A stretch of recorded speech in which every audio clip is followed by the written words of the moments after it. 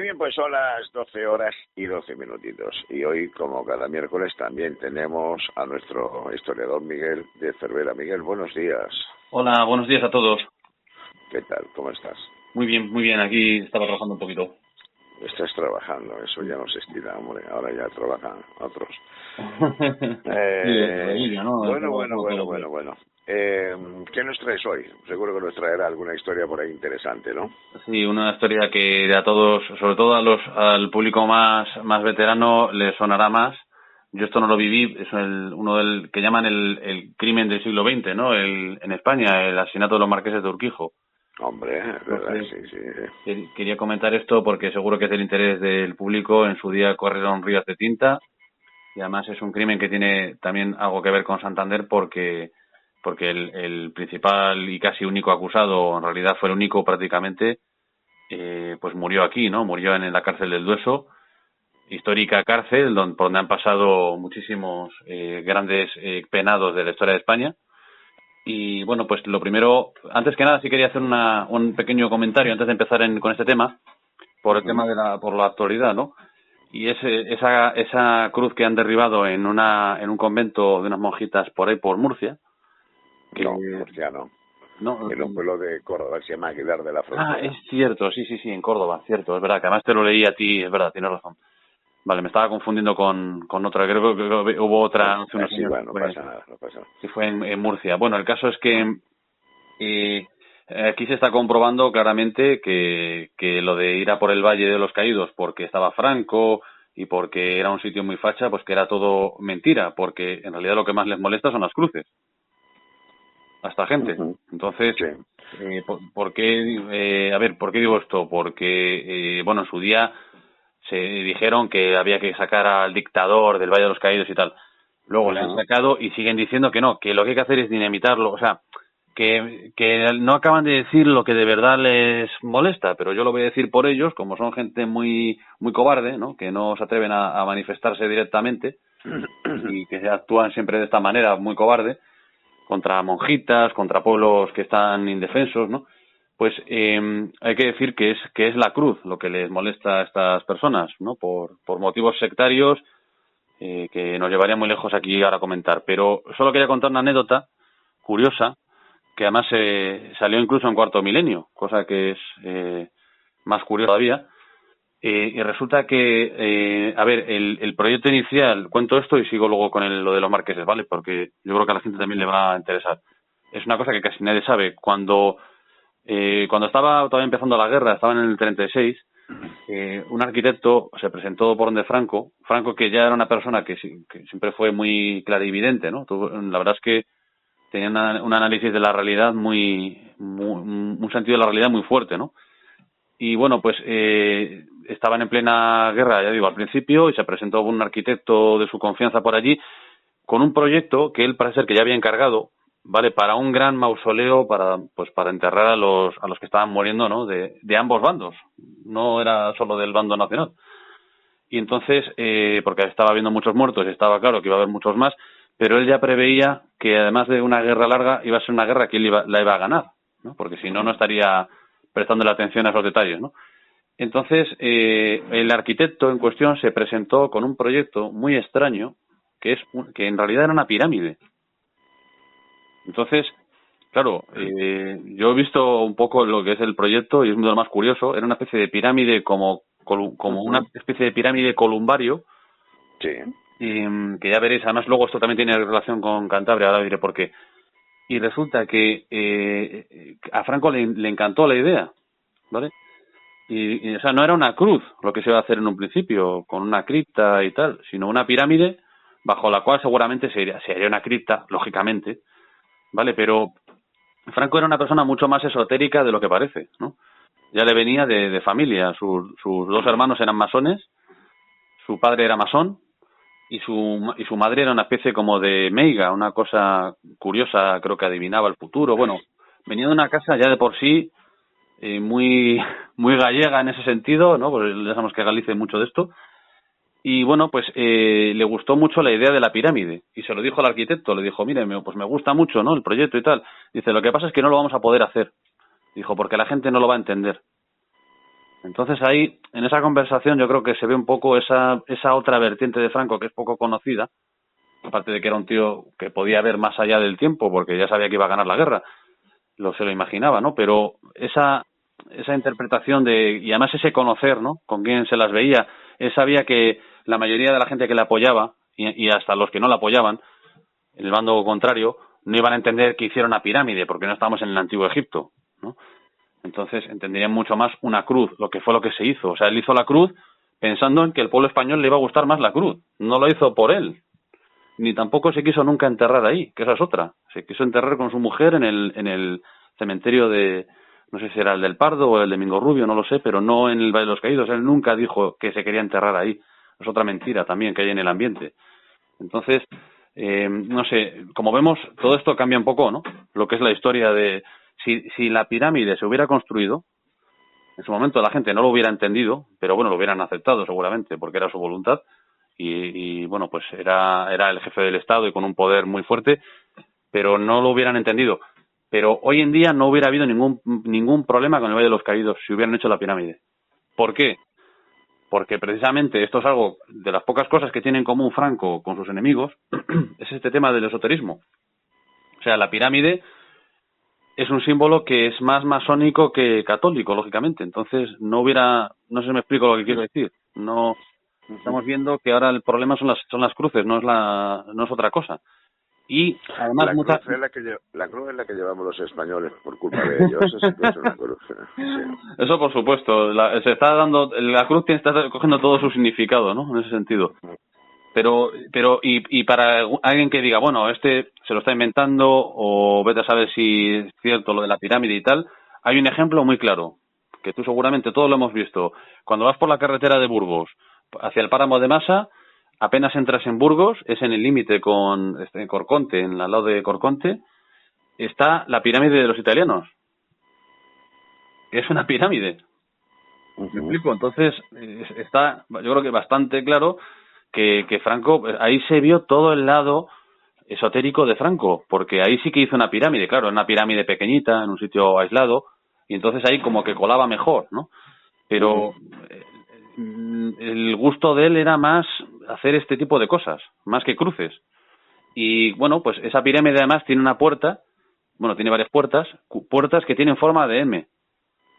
M, que se ha discutido mucho si es la M de Mussolini, porque ahí estaban enterrados italianos, soldados de la Italia, bueno, del régimen de entonces que era fascista, o si es la M de masonería, ni siquiera se sabe eso. Entonces, hay ya digo... Porque M de maricón, ¿no? No, allí no, porque eran héroes, al contrario. Mussolini era maricón, aparte de Mussolini era maricón. Pues yo, hasta donde tengo entendido, estaba casado y estaba enamorado de esta que se llamaba... Yo también puedo estar enamorado de la vida, sí. Los cojones. Puede ser. Igual que Franco también se dice que era afeminado, no sé. No, eso sí que conozco mucho mejor la figura de Franco que la de Mussolini. Mussolini, bueno, no caigo ahora, no te lo sé desmentir al 100%. Pero el tema de Franco es indiscutible que no era maricón. O sea, hay que tener en cuenta una cosa, que el fascismo no era Franco, ni siquiera Hitler. El fascismo era Mussolini. El fascismo era Mussolini, no era... Sí. Que muchos dicen fascista, y aquí pues mira, la realidad es que el fascismo fue una creación de Mussolini, no fue Franco ni de Hitler siquiera. De Hitler fue el nazismo. En cualquier caso, en España tendríamos franquismo de Franco, pero ni hubo fascismo ni hubo nazismo. Claro, además es que Franco, el régimen, se puede decir, el movimiento del 18 de julio crearon como su propia historia a todos los sentidos. O sea, es como pasa igual con el mundo del comunismo. No es lo mismo el comunismo de Corea del Norte que el de China de Mao, que cada uno tiene sus estilos, o el soviético, ¿no? Se parecen mucho, pero bueno. Y nada, pues era solo contar esta anécdota para hacer significar poner en valor que en realidad lo que les molesta a estos señores les molestan las cruces, porque pertenecen a una secta que se llama masonería, la cual pues tiene una manía especial al cristianismo. Entonces, simplemente para que la gente entienda por dónde van los tiros y que, lo vuelvo a decir, si Franco se hubiera salido con la suya de hacer una pirámide en el Valle de los Caídos, hoy en día no habría ningún problema con el Valle de los Caídos. Sería una atracción que ellos mismos favorecerían.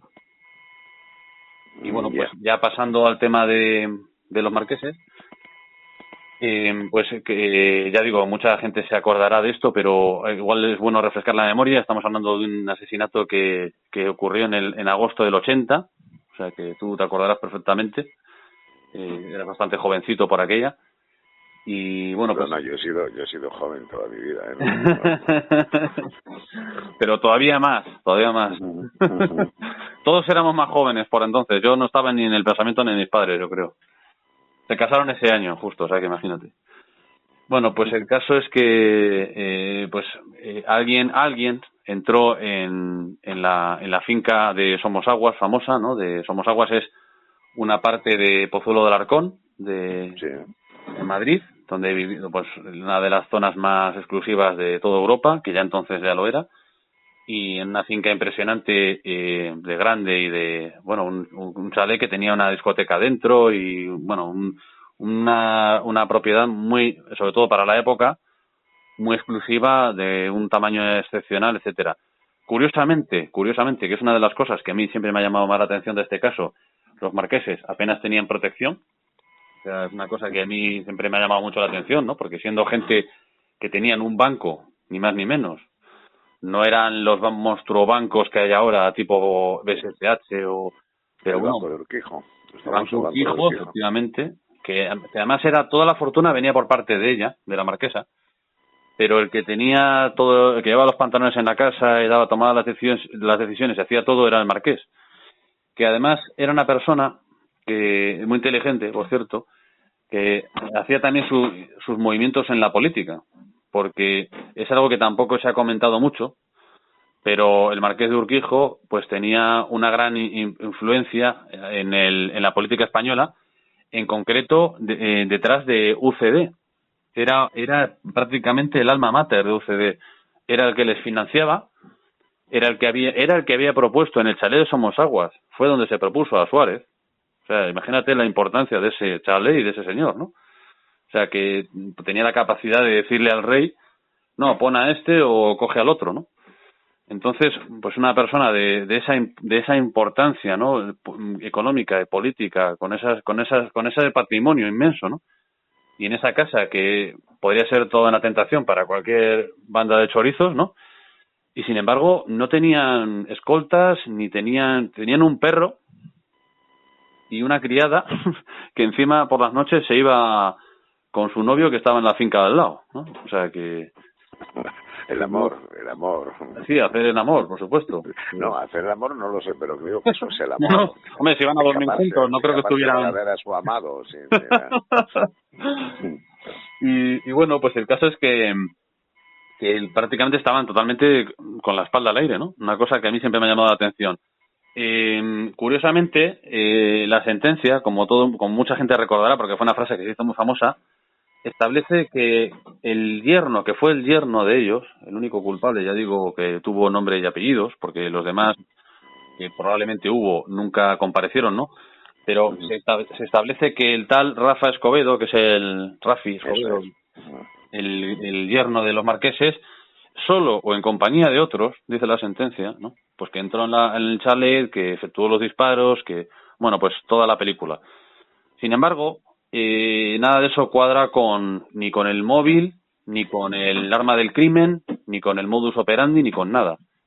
Para empezar, el tal Rafi Escobedo móvil económico no podía tener, porque estaba casado con la hija de los marqueses en separación de bienes, en régimen de separación de bienes, y estaban separados y ella no quería ya ni verle, ¿no? Aparte de que creo que él era un juerguista, era un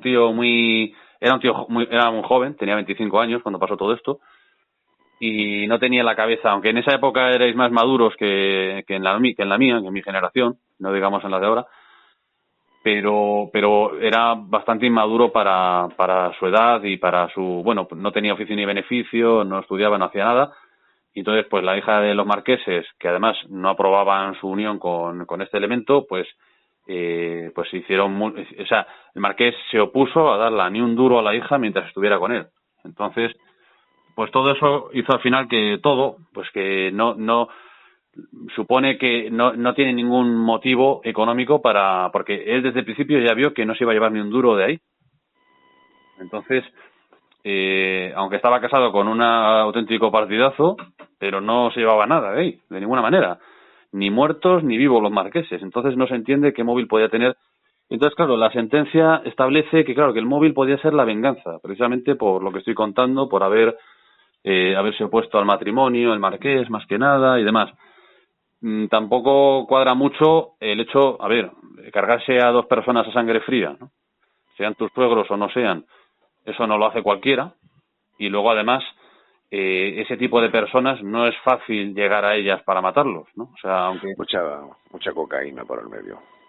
Bueno, eso decían. Sin embargo, tampoco cuadra con el modus operandi de los disparos, porque fueron efectuados de forma muy profesional, con ánimo frío y profesional, dice la sentencia. Entonces, no sí, cuadra pero, con... sí, efectivamente, pero no fue quien disparó, no fue él, sino el compañero seguramente, o el mercenario, claro, o el sicario que contrataron. Es que... Lo que pasa es que le indicaría a quién tenía que disparar, cuándo, cómo y dónde, por dónde podían entrar, digo yo, ¿no?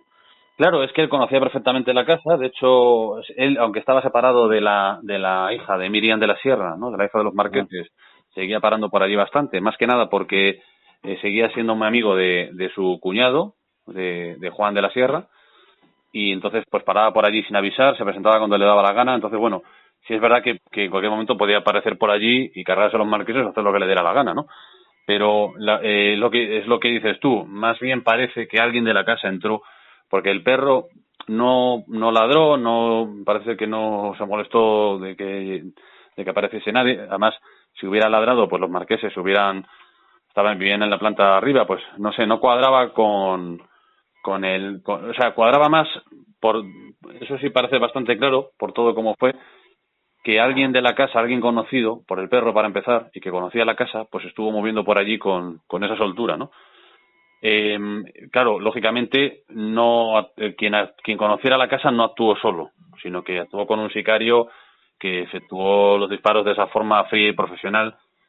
Bueno, pues alguien conocido de los marqueses pues igual no lo hubiera hecho de esa manera, y menos su yerno, que era un auténtico, o sea, no era considerado, yo creo que nadie se creyó en España, ¿no?, que él fuera el que efectuó los disparos, porque para empezar el aspecto de él era muy de niñato, no es el típico tío, como si dijéramos, aguerrido o de acción, que en un momento dado pueda tener la sangre fría, además esa sangre fría para matar a dos personas de esa manera mientras están durmiendo en la oscuridad, ¿no? No sé, todo quedó muy en la sombra, ¿no? Todo. Y bueno, pues al final el caso estaba como totalmente no estaba estancado completamente, estuvo así durante mucho tiempo, hasta que un inspector empezó a removerlo otra vez todo y fue directamente a por el tal Rafi Escobedo. Yo no sé exactamente, que ahí hubo cosas también raras, porque el tal Rafi Escobedo en un momento dado parece ser que se quiso deshacer de una bolsa que llevaba pues un arma y llevaba una serie de, ¿no?, y no sé si también un soplete, que también se había utilizado un soplete para entrar en la casa. Intentó deshacer de ello, lo cual fue su perdición, lógicamente. O sea, a partir de ese momento quedó ya como...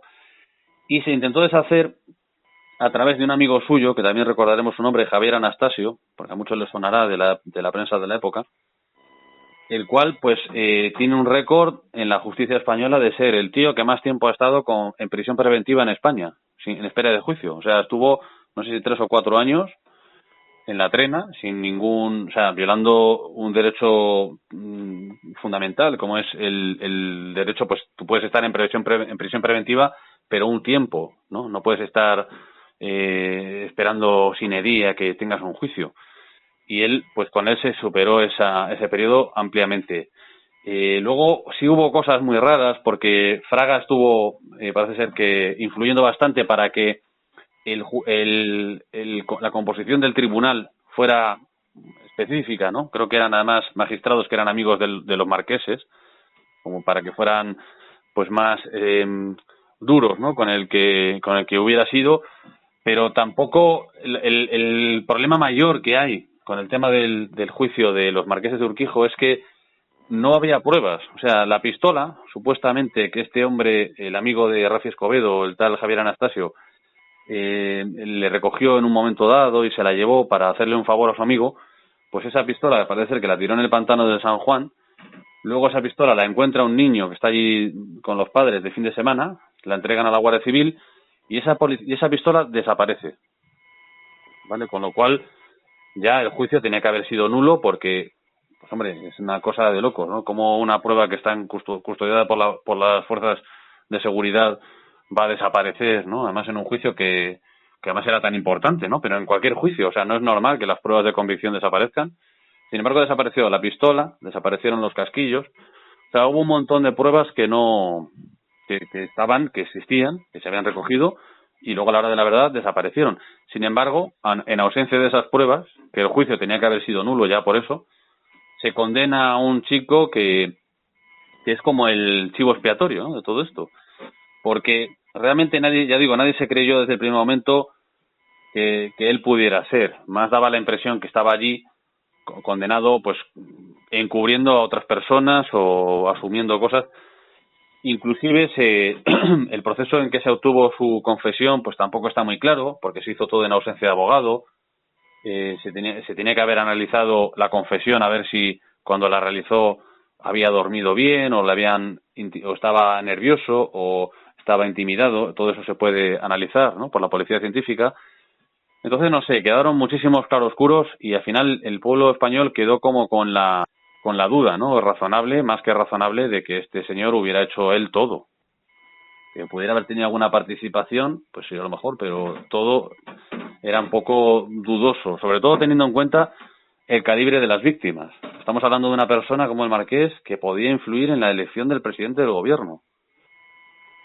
De un tío que tenía un banco que además se oponía a que el banco fuera fusionado con otro mayor, como al final así sucedió, y que él se oponía. O sea, que ya tenemos ahí una serie de móviles políticos y económicos muy fuertes, ¿no? Y sin embargo nos quieren convencer de que el yerno, que no tenía ni oficio ni beneficio, que no pintaba nada en toda esta historia, porque no se iba a llevar un duro además, a no ser que le pagaran, claro, que le pagaran por matar o ayudar a matar a los marqueses. Pues de repente es el acusado mayor y lo hizo él todo y pagó él solo todo.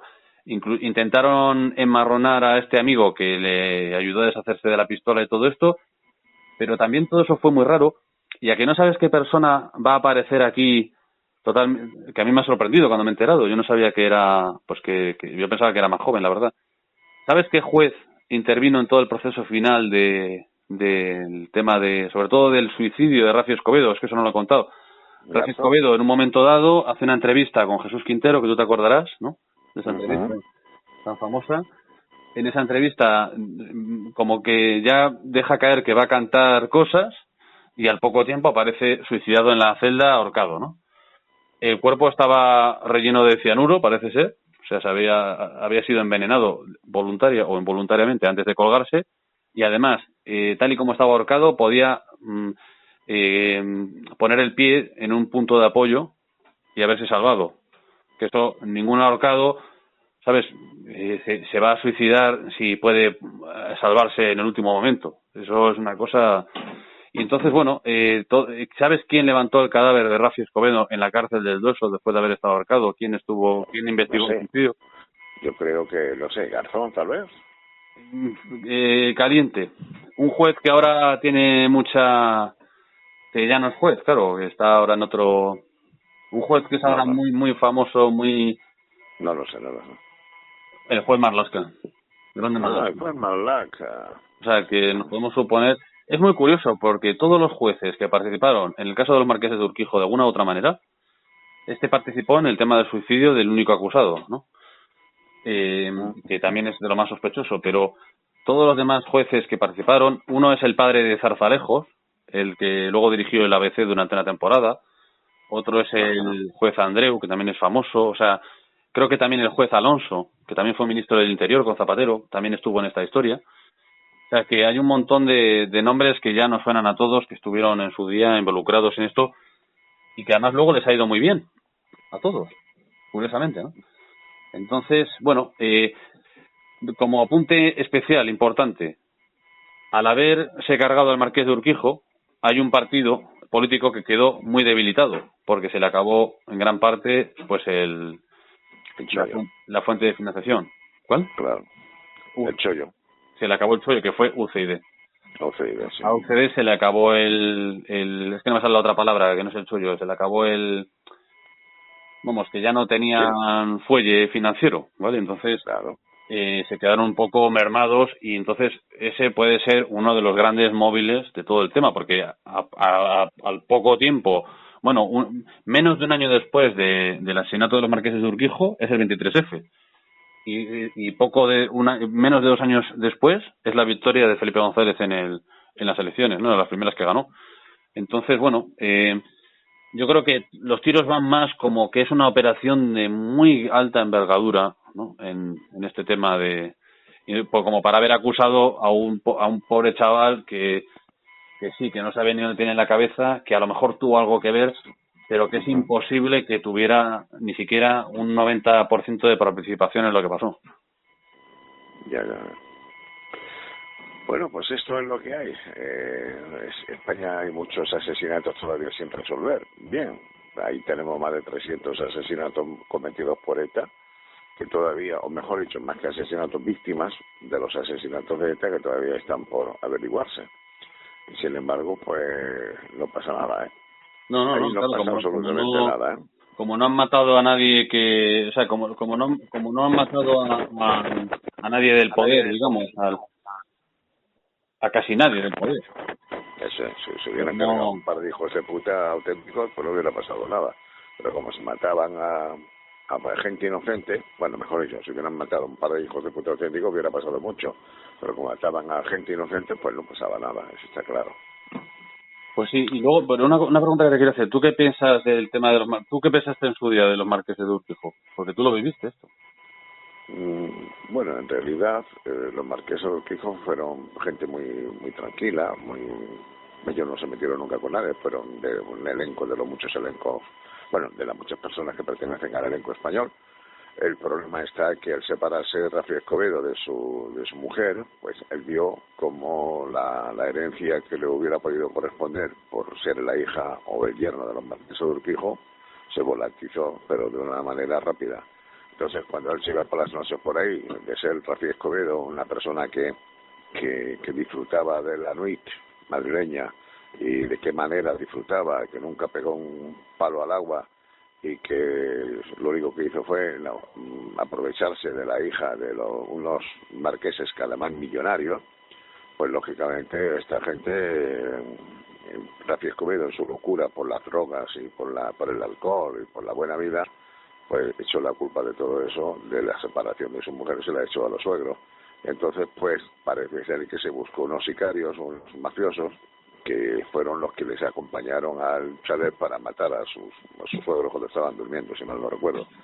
Y a raíz de eso, pues empezaron a tirar del hilo, porque durante aquel asesinato tardó muchísimo tiempo en averiguarse quiénes habían sido. Y al final cogieron al yerno, pero al yerno como inductor al asesinato, tengo yo entendido, ¿eh? Y bueno, y lo que está claro es que a nivel dinero, pues igual que Villarmir ha estado financiando al PSOE, al PP, igual que Botín, pues condonaba o ha condonado las deudas del Partido Socialista. En fin, todos los que han sido poderosos y han tenido muchísimo dinero en este país son los que han quitado y han puesto presidentes, porque además han sido dueños, bajo mi punto de vista, han sido dueños de los medios de comunicación, que son los que verdaderamente hacen que la gente se vuelva, no sé, inútil, diría yo. Porque claro, si tú lees una noticia en un periódico y cambias de periódico y es la misma noticia cambiando los argumentos, pues al final dices, ¿y a quién tengo que creer? Cuando haya tres que digan lo mismo y uno que diga lo contrario, pues siempre será lo que digan, siempre prevalecerá, digo yo, los medios de comunicación que dicen lo mismo. Por eso, cuando se acabe Distinta FM, se acabará una buena historia, ¿verdad, Rafael? Se acabará muchas noticias buenas, libres e independientes, y seguiremos con la mierda, como hasta ahora hemos seguido en España. España no a esta hora, ¿eh? Yo siempre he dicho que, con respecto a la honradez del Partido Socialista, los únicos 40 años que no han estado robando han sido los 40 años que no estuvieron gobernando, que son la época del partido de Franco, ¿no? Les vino bien para su moral el franquismo. Sí.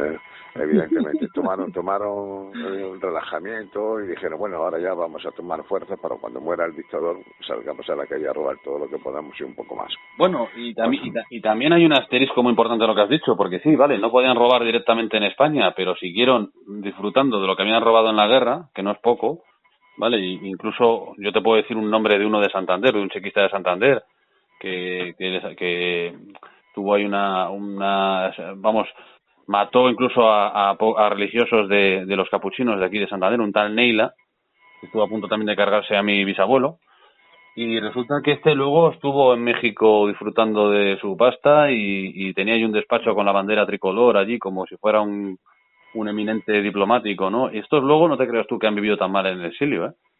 Algunos sí, pero Negrín, por ejemplo, que es el que más admira a Pablo Iglesias, ese se fue al extranjero con una pasta, o sea, pero con una millonada encima. Se fueron en un barco, además, que no me acuerdo el nombre. De esto ha habido varios escritores que han investigado sobre el tema. Hubo varios barcos, ¿no? Pero uno en concreto iba el barco cargado de dinero, tesoros y de todo. Se fueron a México con ello y a vivir. O sea que, vale, no robaron durante esos años en España, pero siguieron disfrutando de su pasta.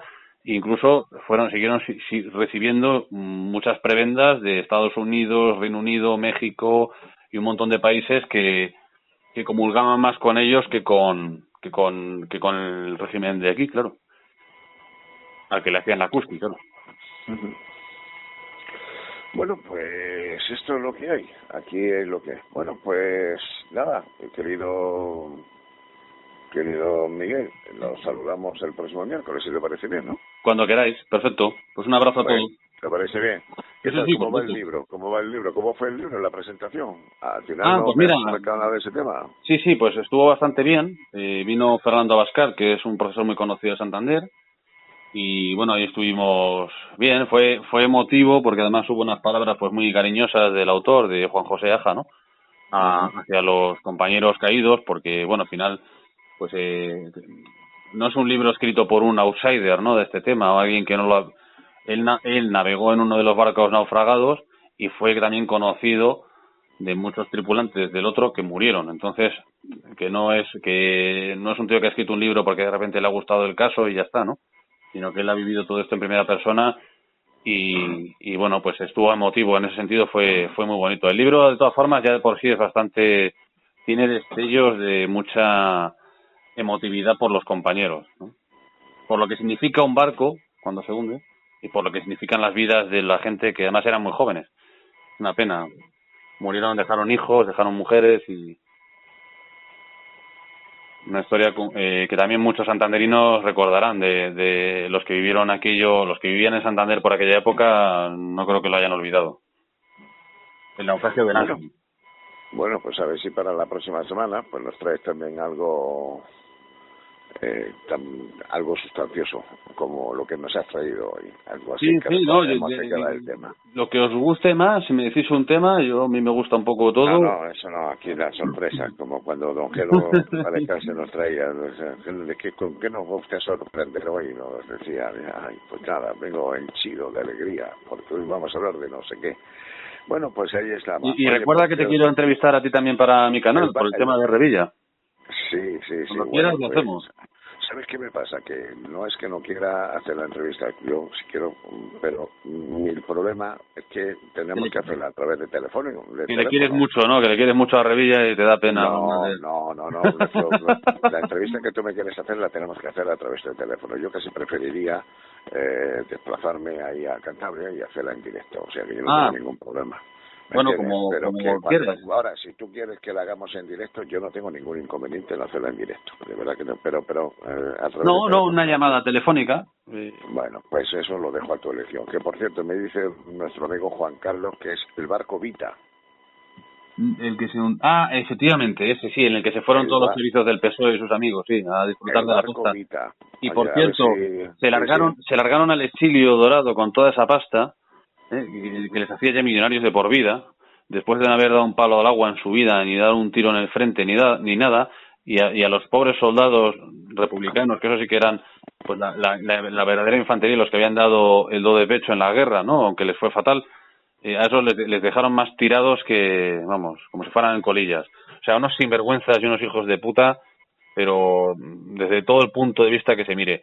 Y sin embargo es a los que admira el tío este, el Cheposo, ya sabes, el Iglesias. O sea, admira a este tío, precisamente al jefe de toda esa banda, que era Negrín, que era el peor de todos, que era un tío que mientras el pueblo de Madrid estaba sufriendo unas hambrunas tremendas, bombardeos y de todo, su propio bando, ¿no? Es que era, pues él haciendo orgías, comiendo pantaracólicamente, creo que comía y vomitaba para poder volver a comer, o sea, un auténtico Calígula. Sí, Que fueron en ese barco, efectivamente, en el Vita.